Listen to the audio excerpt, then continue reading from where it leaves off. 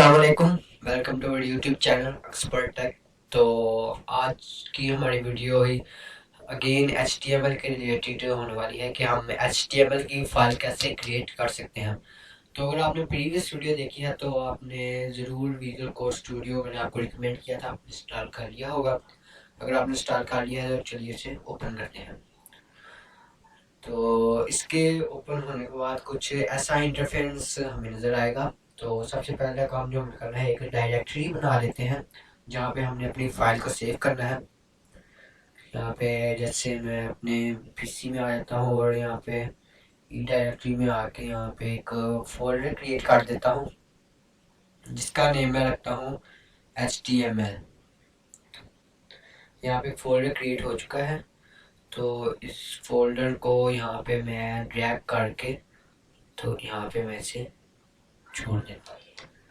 तो यहाँ पे ये वेलकम वाले टैब को मैं क्लोज करता हूँ। तो यहाँ पे आप देख सकते हैं HTML वाला फोल्डर यहाँ पे ओपन हो चुका है और यहाँ पे प्लस के आइकन से हम यहाँ पे जो सा है एक फाइल क्रिएट करेंगे। आप चाहें तो यहाँ से आप इस फोल्डर को ओपन करके यहाँ पे न्यू फाइल क्रिएट कर सकते हैं, लेकिन अगर आप कोड एडिटर से करेंगे तो ये ज़्यादा बेस्ट रहेगा। तो यहाँ पे हम इसे प्लस कर एक फाइल का जो अपने नेम रखना है वो रख देते हैं। जैसे मैं इसका नेम रखता हूँ first.html।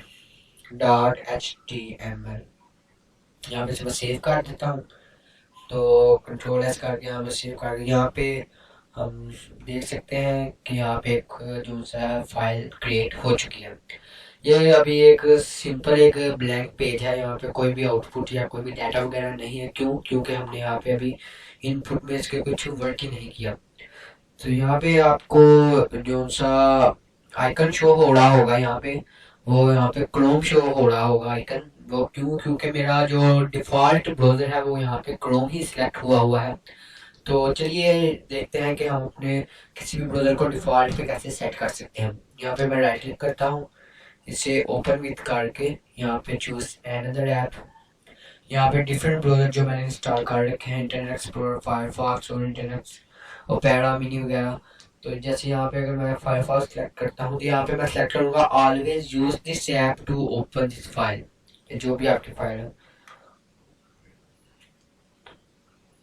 तो यहाँ पे आप देख सकते हैं, अब यहाँ पे इसका आइकन चेंज हो चुका है, यानी कि अब जो मेरा ब्राउज़र डिफ़ॉल्ट पे सेट है वो अब फायरफॉक्स है। लेकिन मैं चाहता हूँ कि मेरा ब्राउज़र जो सा है वो क्रोम ही रहे। यहाँ पे मैं इसे ऊपर करके तो अगेन वहाँ पे कर देता हूँ। तो यहाँ पे आप देख सकते हैं अगेन यहाँ पे क्रोम का ही आइकन शो हो रहा है। तो चलिए हम कुछ इसके ऊपर कुछ इनपुट वगैरह वर्क करते हैं। यहाँ पे हम जैसे हम कुछ भी राइट करते हैं, दिस इज पेज। हम कंट्रोल एस करके तो यहाँ पे हम ब्राउज़र में जो फाइल हमने बनाई थी, अभी आप देख सकते हैं यहाँ पे कुछ भी डाटा शो नहीं हो रहा। क्योंकि अभी हम वहाँ से डाटा आ तो गया है, लेकिन उसके लिए हमें पेज को रिफ्रेश करना पड़ेगा। तो हम इसे एक दफ़ा रिफ्रेश करते हैं। तो यहाँ पे जो हमने यहाँ पे इसके कोड में जो हमने डाटा राइट किया वो यहाँ पे हमें आउटपुट में ब्राउज़र में हमें आउटपुट उसकी शो हो रही है। तो HTML जो है वो हमें खुद ही प्रिडिक्ट कर लेता है कि आप क्या वर्क करना चाहते हैं। मतलब कि उसके जैसे कि डिफरेंट लैंग्वेजेस हैं, PHP वगैरह और जावास्क्रिप्ट वगैरह, वहाँ पे अगर सिंगल लाइन का भी एरर हो तो वो कोड इम्प्लीमेंट नहीं करता, लेकिन HTML ऐसा नहीं करता, ये आपको खुद इम्प्लीमेंट कर देता है और ब्राउज़र इसे ऑटोमेटिकली से यहाँ पे उसकी आउटपुट हमें शो करवा देता है। जैसे यहाँ पे मैं अपने एक टैग लगाता हूँ पैराग्राफ का,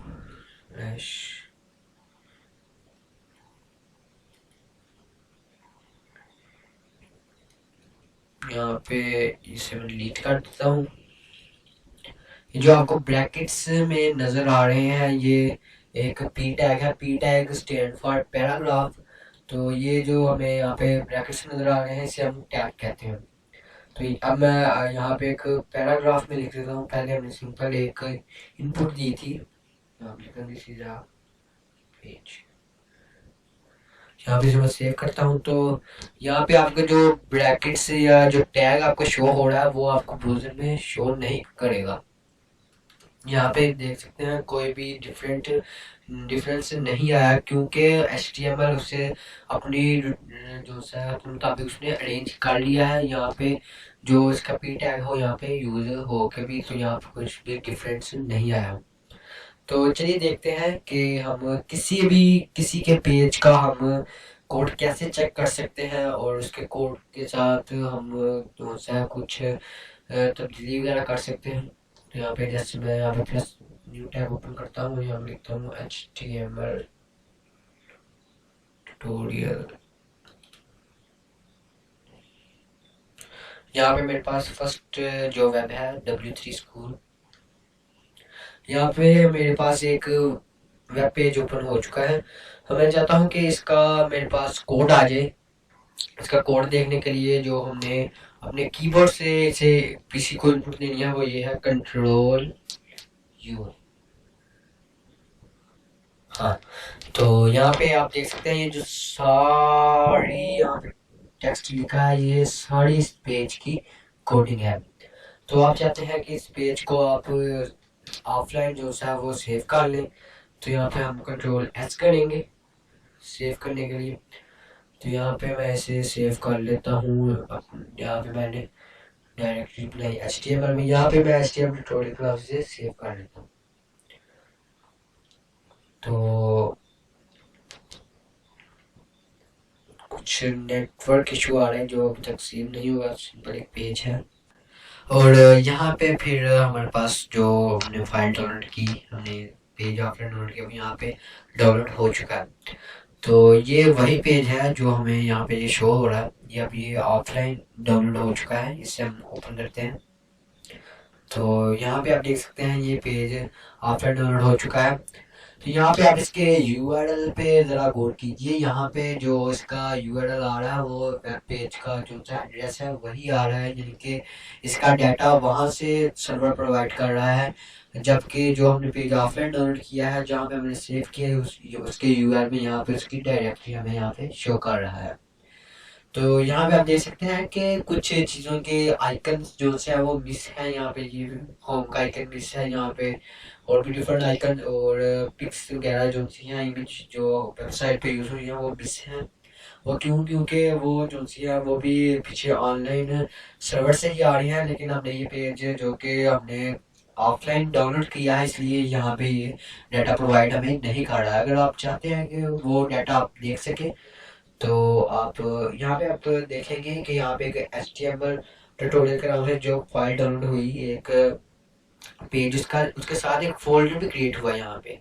तो ये इस फोल्डर में इस वेब पेज के रिलेटेड जितना भी डाटा था, यानी कि उसकी पिक्स वगैरह और असेट्स जो थे वो यहाँ पे सारे के सारे सेव हैं। तो यहाँ से आप इसका डाटा वगैरह आप देख सकते हैं, जैसे यहाँ पे पिक वगैरह या गिफ्ट वगैरह यहाँ पे शो हो रहा है।